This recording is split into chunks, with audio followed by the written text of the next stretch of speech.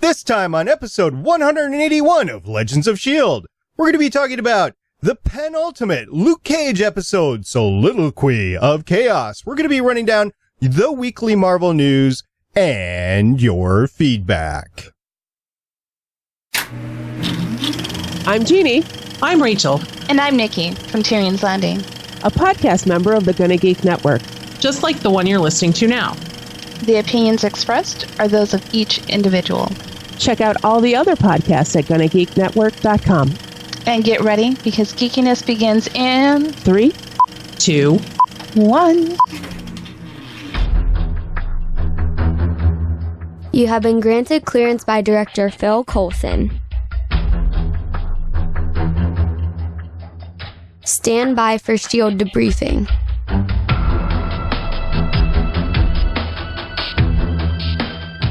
All information to be discussed here is classified and may only be discussed among agents granted clearance by the S.H.I.E.L.D. Director. Now it's time for your scheduled debriefing. I'm Director Stargate Pioneer. I'm Agent Haley. And I'm Agent Lauren. Welcome to Legends of S.H.I.E.L.D., a Marvel Comic Universe fan show. The show is recorded on Wednesday, June 14th, 2017. It's National Bourbon Day, folks. Legends of S.H.I.E.L.D. is a fan-based podcast on the ABC television show Marvel's Agents of S.H.I.E.L.D., Marvel's Daredevil Jessica Jones, Luke Cage, and Iron Fist on Netflix, Legion on FX, the Marvel Cinematic Universe, and the Marvel Comic Universe in general. Because of Pimp Stormtroopers. If you'd like to talk to us about Pimp Stormtroopers and other awesome things from the 70s, you can check out our website, legendsofshield.com. If you want to talk to us about slightly off-colored stormtroopers, you can catch us on our website, legendsofshield.com, which you can also find our voicemail line, 844-THE-BUS-1, 844-843-2871. If you want to talk to Haley and me, but not Stargate Pioneer, about Pimp Stormtroopers, you can find us on Facebook at Legends of S.H.I.E.L.D. Podcast. If you'd like to talk to all of us on Twitter, yes, including StarPie, you'll have to check out our Twitter account at Legends of S.H.I.E.L.D. And if you want to see us talk about Pimp Stormtroopers, you can check out our video companion on our YouTube channel, which can be found at youtube.com/GonnaGeek. And remember, Legends of S.H.I.E.L.D. is a proud member of the GonnaGeek.com network. Welcome to the penultimate Luke Cage episode of Season 1. It is called Soliloquy of Chaos. And Haley, why don't you run down the director for us? This episode was directed by Phil Abraham. He has 34 directing credits going back to 2007, where he started with The Sopranos, little show you might have heard of. He went on to do at least one episode of every great show from the last decade, including Crash, Breaking Bad, Sons of Anarchy, The Good Wife, God, a lot of stuff. The Walking Dead, Hell on Wheels, Weeds, Boss, Elementary, The Killing, Mad Men he did a bunch of episodes for. He did 4 episodes of Daredevil. He did this episode of Luke Cage. He's also done 5 episodes of The Long Road Home and 8 episodes of Orange is the New Black.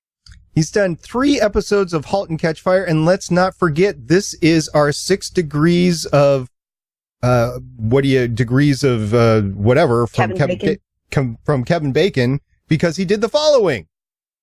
It literally is 6 degrees of Kevin Bacon there. This was also written by a team.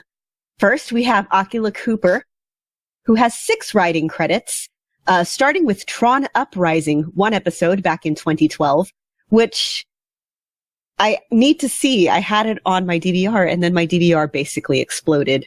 But now it's on, Hulu or Netflix or something, so I have no excuse. She was also the story editor for 19 episodes of Grimm and wrote 3 episodes. Wrote 1 episode of The Witches of East End. Executive story editor for 16 episodes of The 100 and wrote 3 episodes. Wrote 2 episodes of Luke Cage, including Manifest, which we've discussed before. And 1 episode of American Horror Story last year, Chapter 5, which I also did not see. The other writer for this episode is Charles Murray, who has 17 writing credits, so a little bit more experienced here. all the way back with City of Angels, the TV series, not the movie, in 2000. Third Watch, Killer Instinct, Daybreak, 1 episode of Criminal Minds, 1 episode of Castle, 1 episode of the remake of V, 4 episodes of Star Wars, The Clone Wars. Actually, he wrote an arc that I really liked back in 2013. 4 episodes of Sons of Anarchy, 2 episodes of Star Wars Rebels, 1 episode of The Bastard Executioner, 1 episode of the remake of Roots, and 2 episodes of Luke Cage, his previous being Step in the Arena. They were also producers for Luke Cage. Now, Akela also did Witches of East End, The 100, and American Horror Stories. Charles did Sons of Anarchy, V, Castle, Criminal Minds, Daybreak, and Killer Instinct. So these are very experienced story crafters from the production standpoint, and they teamed up to write this penultimate episode of Luke Cage and had a very experienced director. So no wonder this was an amazing episode. This was an amazing episode. I loved this episode. Haley, did you not love this episode? It's a really good episode. And I feel like the whole point of this episode is to set up the fight that starts at the very end of this episode. And that's what the next episode is, the big epic fight scene. That's true, but there's stuff that happens along the way, isn't there, Lauren? There really is. In fact, this episode has several of my favorite smaller moments in the series. One of which is Luke Cage meeting up with Method Man. I'm a big fan, so that just made my day, and them sort of recognizing each other and both being like, oh my God, I'm such a huge fan of yours. No, I'm such a huge fan of yours. And then helping each other out. The hoodie with the bullet holes becoming this huge symbol in Harlem. And then when Method Man goes on S.H.I.E.L.D's show and is telling about what happened and then doing Bulletproof Love and everything, that was just such this huge, powerful moment. And it was just amazing to me. This, I feel like, is, if you were to boil the show down to a thesis, I feel like that moment would be what it is. My geek out moment of the episode came when I identified the microphones in S.H.I.E.L.D's Universe's studio. By the way, they're Electro Voice RE20s or 27s, one of the two. It's hard to tell the difference between the two, but they were in there. And that is just the big brother of the microphone I'm using right now, which is the Electro Voice RE320. But it was an amazing, I love that radio. I think they're on Sirius XM radio, right?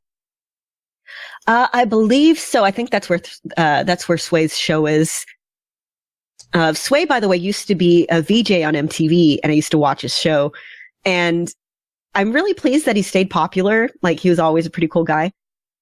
And again, him showing up on Luke Cage adds this whole real world dimension to it. It's definitely real world. It's the street. It's Harlem, baby, right? That's actually a line from the show. It's Harlem, baby. Yeah. Yep.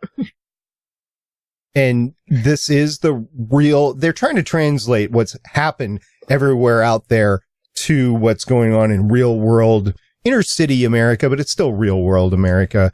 And I like it. I think it brings it down to the common person. Although, the song, I think it was called Bulletproof Love, right? Yes, it was. There's a reference to Iron Man in there, which I totally love. I caught that. I was like, oh, I understood what the lyrics are. That's pretty cool. Well, Method Man's a huge geek. Like, I'm pretty sure it was Method Man that had like a tiny little cameo in Iron Man, as like the music that's playing when the stripper poles come up. Oh, in the plane, in the Stark Industries in the Stark plane when he's trying to get Rhodey to drink with him. The first Rhodey. Yeah, the Terrence Howard Rhodey. But yeah, no. So he's a huge geek. So no wonder he wanted to be on this show, and no wonder he wrote like a whole thing for Luke Cage. And especially when you consider that, like he said, it's such a powerful thing to see a bulletproof black man helping out the community when he doesn't have to. Especially now with the current political climate, the current social climate, it's really more relevant than ever. It is indeed. You haven't been with us the last couple of episodes as we've discussed Luke Cage, but Haley's brought that up several times about the social injustice and what is really going on on the streets of Harlem within Luke Cage as a reflection of what is being happening in general America as well. So this show is taking that and running with it hard. I think they're doing well with it. Well, yeah, it's the point. I feel like the point of any good science fiction, fantasy, whatever, is to take a look at the real world and look at it slightly sideways and shine a light on it that way. And in that way, this show is doing a fantastic job of taking, our real world that we're familiar with and just making it that much more hyper realistic. Yeah. More people rooting for Luke Cage than he thinks, which I think was borne out in a couple minutes later in the episode with the holy hoodies. Holy hoodies. It's funny because they are sort of becoming relics of a sort. So it's a double meaning there. I have to ask, do you feel like Misty made some bad calls in this episode? Going off on her own? Yeah, that's a bad call. Yeah. Well, I mean, like, telling Luke he should run before he gets to the precinct. That's kind of like setting him up. Yeah, like, it doesn't seem like it really worked out well for him. And meeting the potential witness out in public instead of, like, letting her stay in hiding. Yeah, there was a lot of stuff that she did. If it wasn't quite her catching the stupid ball and running with it, it was certainly her kind of poking it along the way. And she is just hours at this point, hours removed from having her artery cut and then re-sewn back together. Yeah, that bugged me. I was really hoping, actually, when I first saw the show, that she would lose her arm so that we would get awesome bionic arm Misty Knight from the comics. And that didn't happen. There's still time. But what we do get is apparently just completely blowing that off. And people do point out, you were just shots and shouldn't you be in the hospital? But really, she should be in the hospital. That's not a light injury. That's really bad. At least on bed rest. Mm-hmm. Yeah, you don't get up. After losing that much blood? Yeah, it was like flowing out of her arm, if you'll recall from what was in her life 2 hours ago. Yeah, that's what I was saying. Just hours later, and then all of a sudden she's taking the sling off her arm so she can use her trigger finger. She wouldn't be able to hold a gun up. Her arm would just be completely wrecked. Yeah, that really bugged me. Even at the beginning of the episode when she's standing up instead of being in the ambulance, that's no. I just no. You don't know what kind of superpowers that she really has, though. I mean, she's got the good foresight going, but you don't know if she's got, I don't know, some enhancements, some mutant enhancements. Maybe she's an Inhuman. You never know. Maybe. Blood transfer from Wolverine by accident in the ambulance. Sure, because they have a lot of Wolverine blood just sitting around. I don't know. Maybe they didn't screen properly. He needed the down payment on the limo, so he sold some blood. Yep. I mean, it works for college students. Yep. Yep.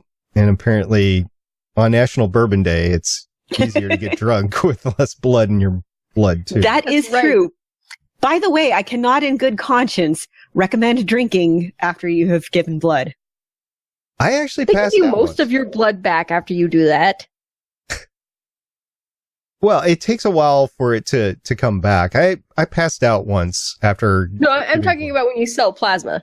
Yeah. When you sell plasma, I think you're okay after a little bit. But when you actually donate blood, that's when they're taking like a pint out of you. No, you got to wait. It's a more cost-effective way to drink. Yeah. It's true. Why not? As well. And you help save lives doing it as well. You do. Yeah. If you are able to, please donate blood. That has been our good deed for the day. Yes.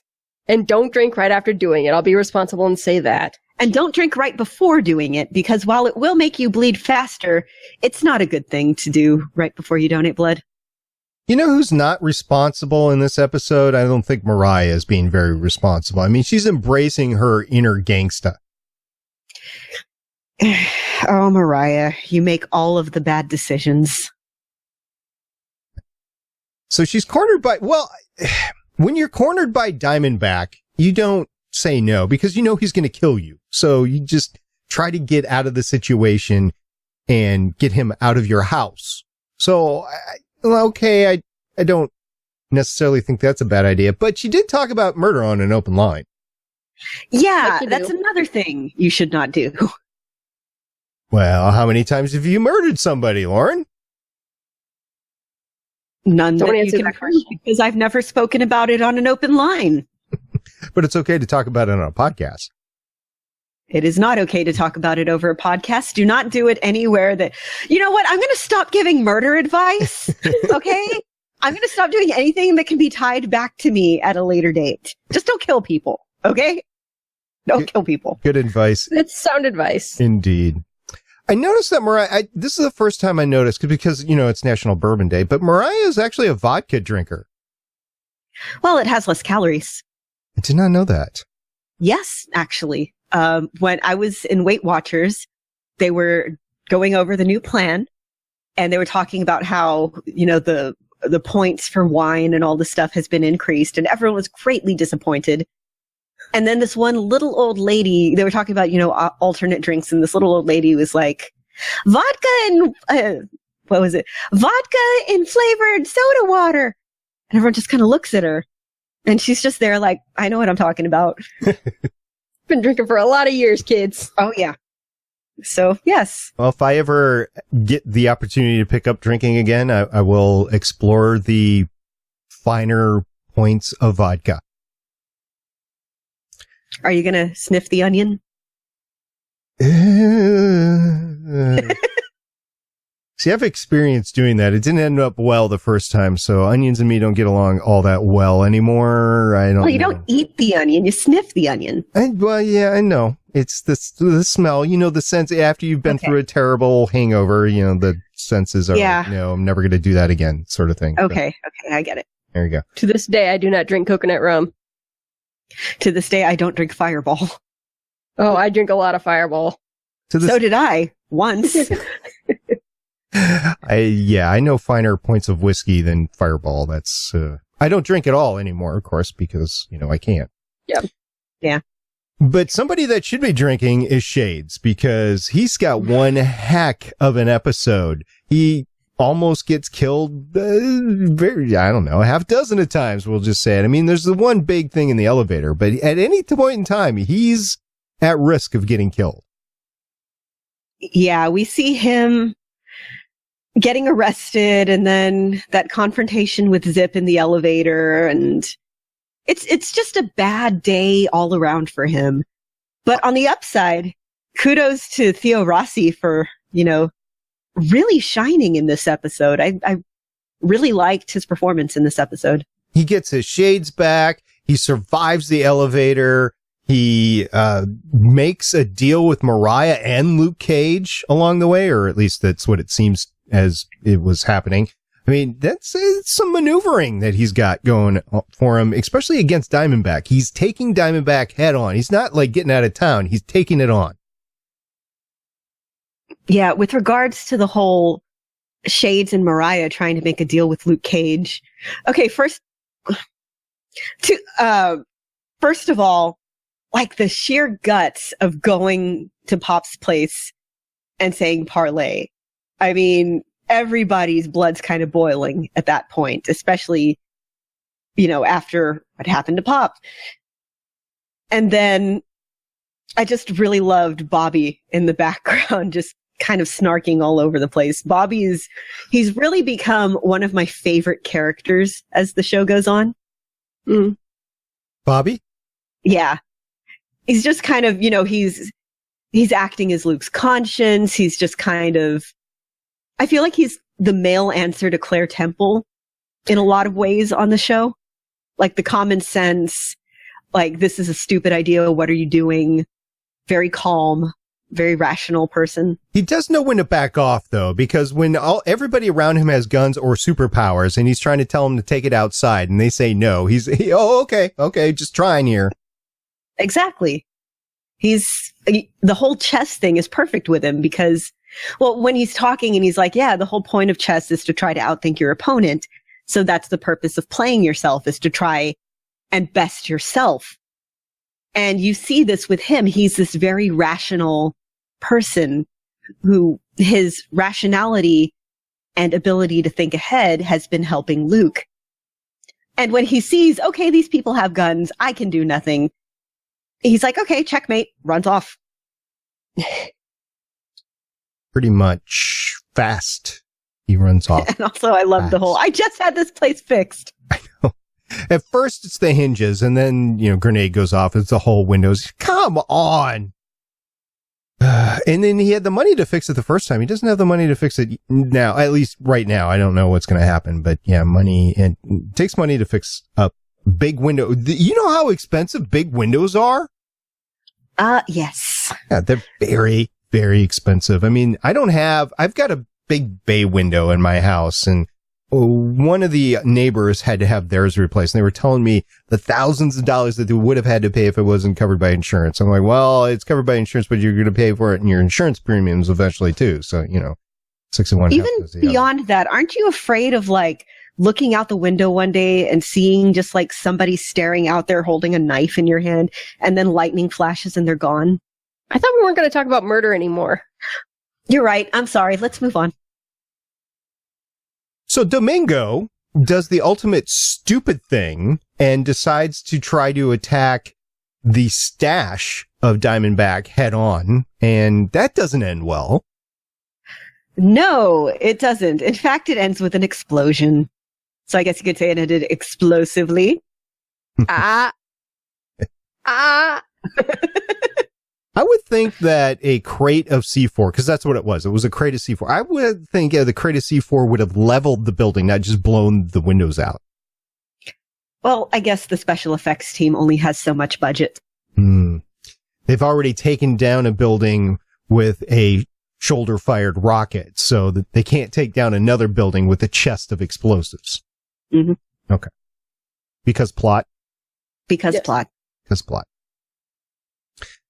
Haley, what was your favorite part of the episode?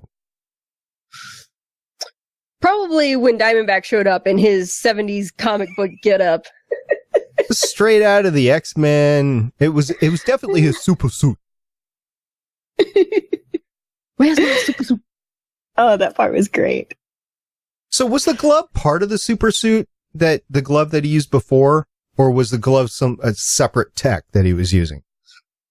I think the gloves are tech on their own, and then he got this awesome super suit to go with his gloves. Oh, so he's matching he accessories. Cool. I see. Mm-hmm. Yeah. It's like, how some around his accessory. Yeah, exactly.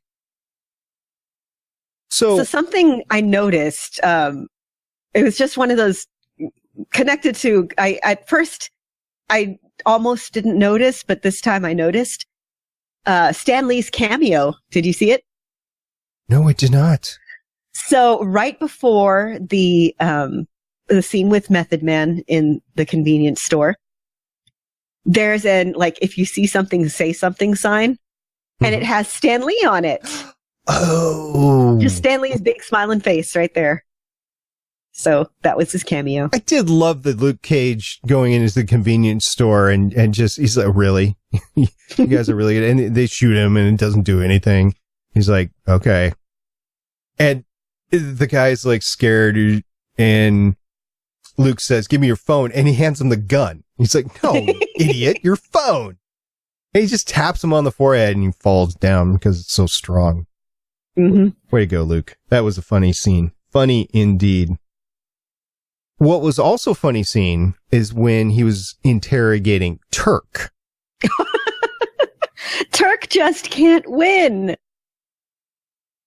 He can't. I mean, baby diapers, Haley. There's diapers in here. Wait, the dumpster?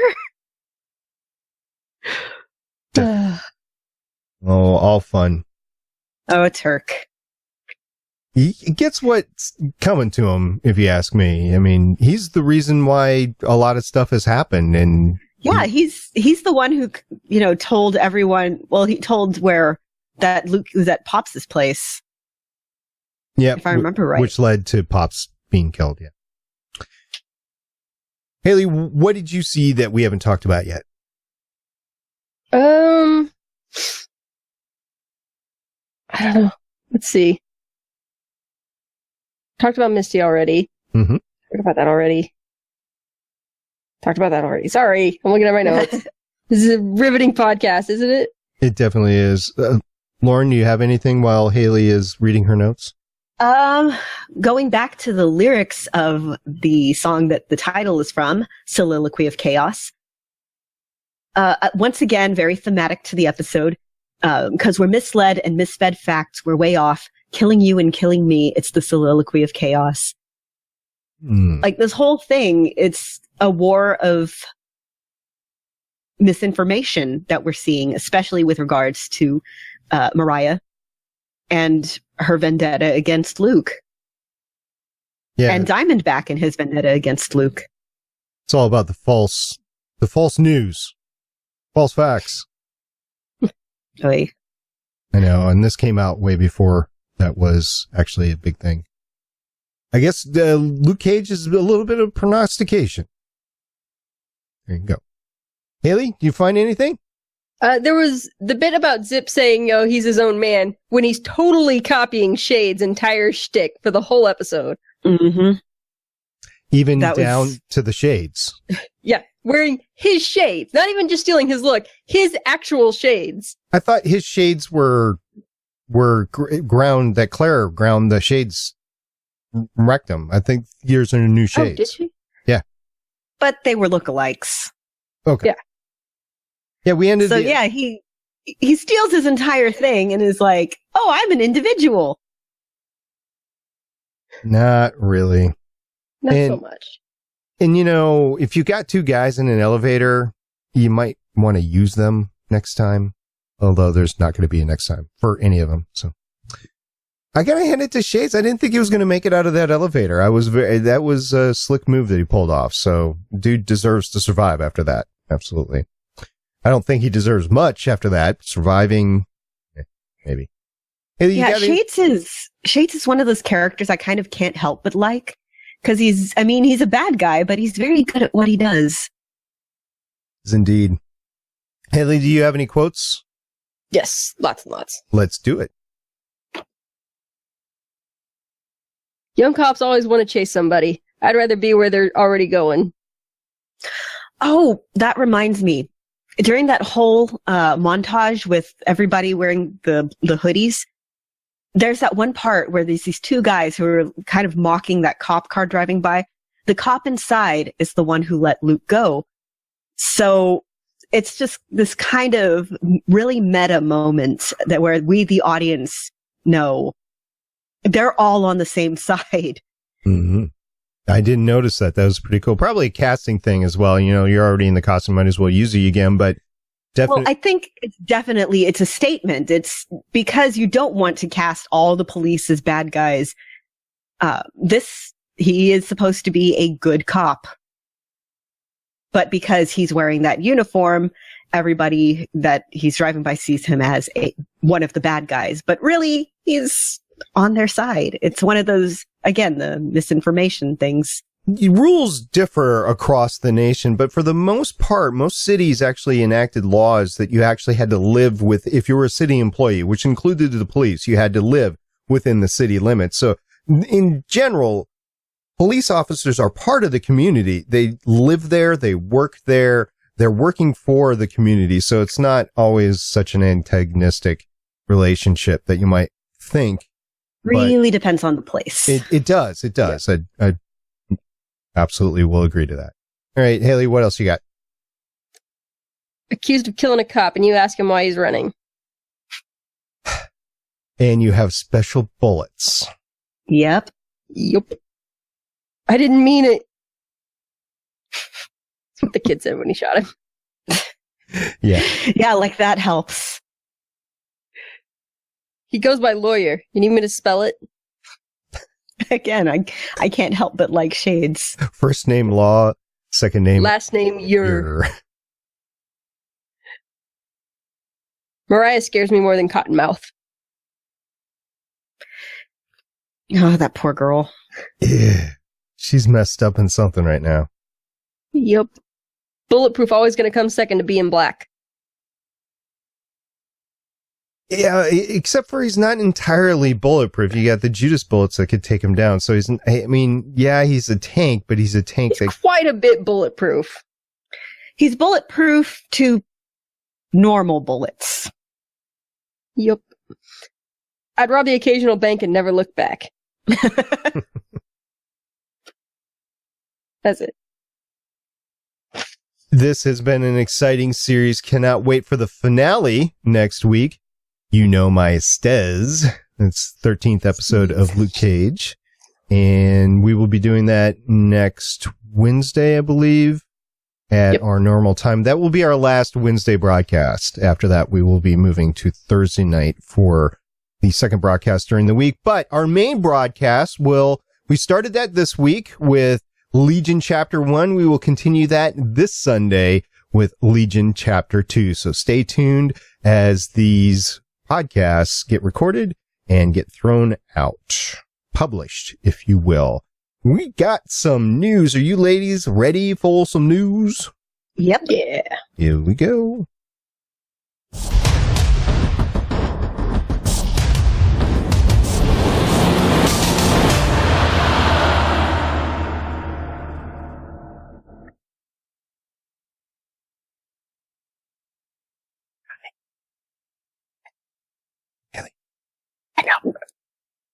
All right. First up, we've got some Spider-Man news. Yay. Apparently, Sebastian Stan and Scarlett Johansson are training for Infinity War. Interesting. Yeah, their trainer posted on Instagram and has some videos. Well, he has a video of Sebastian Stan working out, and honestly, to me, that looks absolutely miserable, but there's a reason I don't go to the gym. And then there's just a picture of everybody standing there looking buff. I'm so jealous. I was just in the gym today. I've been working out a long time. My body does not look like theirs.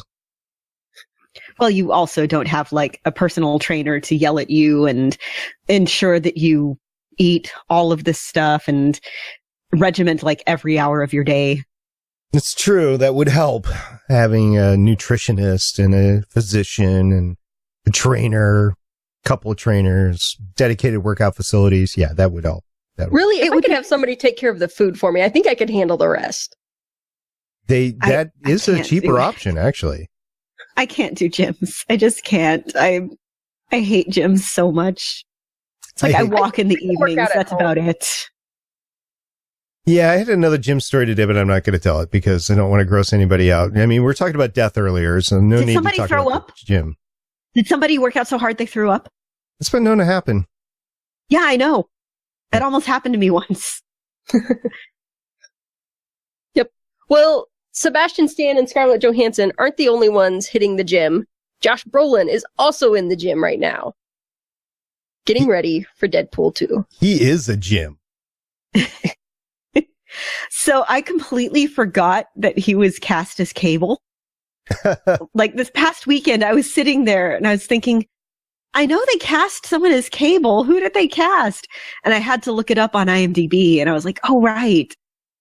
Like all I could remember was that they didn't cast Michael Shannon because we were watching Batman versus Superman and joking about General Zod.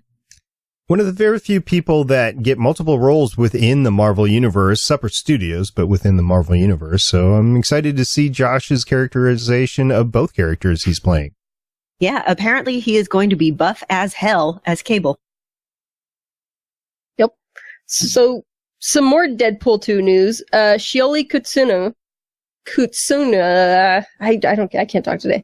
Kutsuna, I think. Yep, has been cast. Really? As a major role, or a key role, but they won't say who. Maybe the daughter? Of who? Deadpool and... Vanessa. Vanessa? Yeah, I don't think know. they've been together long enough to have a daughter that old. It's comics. You never know what kind of radiation is doing things. It happens. Maybe, I don't know, maybe they'll cast her as Psylocke or something. That would be fun. Because they do. They have, well... Except they already cast Olivia Munn as Psylocke. And that's well, yeah, but that was in a different movie. Yeah, but it's the same studio. I think they want to try to keep... Well, I don't know. I was assuming they wanted to keep two similar actors. I mean, they called out the Professor X actors in the last Deadpool. Are we talking the Patrick Stewart era? Or are we talking, you never know. I don't know. All right. Who knows? Well, this will be fun. I have a feeling that Deadpool 2 will be as fun as the original. So can't wait to see it. When does it come out? Does anybody know? I can't remember. I can't remember either. There's so many movies that know, but I don't remember. I mean, like there's 2019. I don't know. This year. Is there 3 or 4 movies that came out from Marvel? Because is Spider-Man the 3rd or the 4th? Guardians of the Galaxy and Thor Ragnarok. Logan. There was Logan. Oh, is it March 2nd? Maybe. Fox had a Marvel movie scheduled for March 2nd, 2018. Probably. That might be it. Well, I'm looking forward to seeing it. It was Valentine's Day last time around, so maybe this was not a love story. Yeah, who knows? Okay. Well, that's all the news we have for this week. It was a short weekend, not a lot of news passing by for Marvel as they let DC have their Wonder Woman glow. And so we are going to move on to the feedback.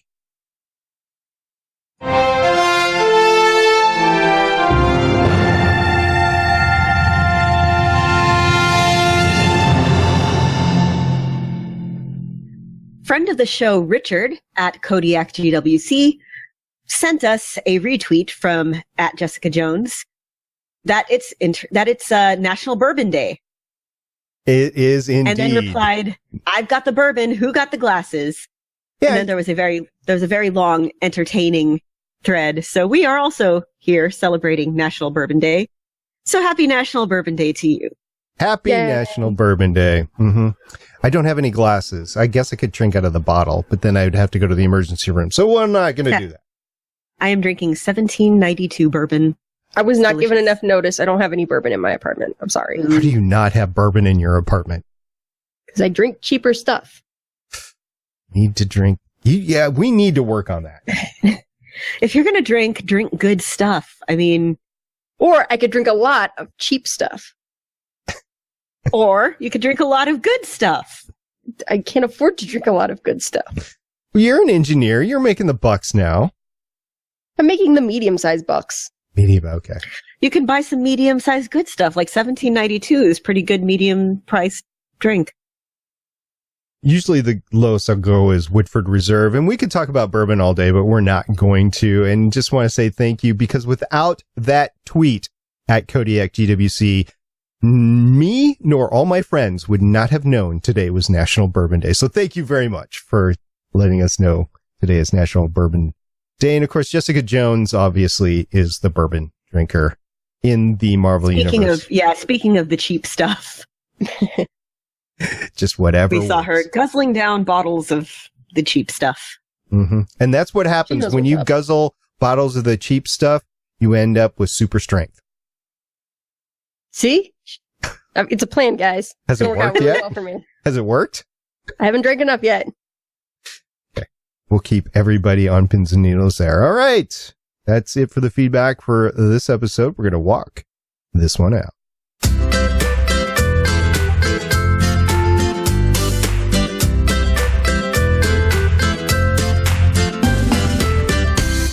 Thank you for sticking with us this summer as we do 2 weeks trying to get through all of the extended Marvel Universe content before we hit the Inhumans series this fall. And I think there's still going to be a little overlap, but we're going to get through it so that we're all caught up at the end of Defenders. So thank you very much for that. And thank you for downloading the podcast. It's awesome that you're still listening to us after all these years, and we appreciate your patronage. Thank you for everyone who sends us comments on Twitter, who, checks up on us on Facebook, who comments on YouTube. We love hearing from you. We'd love it if you called us. We love hearing your voices, whether it's to tell us that it's National Bourbon Day, to send us some news, or just, because you had a thought and you wanted to share it with us. We really appreciate it. Thank you for everyone that stuck with us on our very, very long journey through the 13 episodes of Luke Cage. We're almost to the end. We can see the end in sight. And thank you for sticking with us as we went on that walk. Walk with us. It's going to be a journey. That's it for this week. It's been a great podcast, ladies. Until next time, I'm Director Stargate Pioneer. I'm Agent Haley. And I'm Agent Lauren. See you guys on Sunday. Bye. Bye. Bye.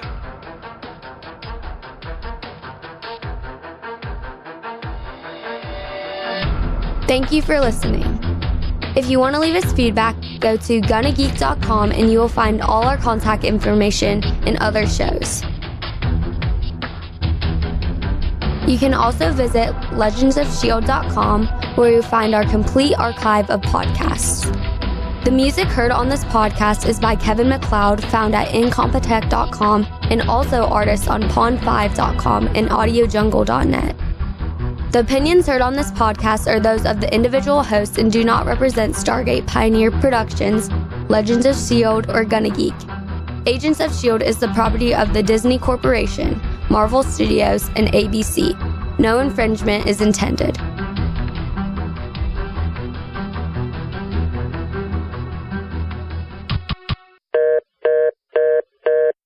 Legends of S.H.I.E.L.D. is copyright 2017.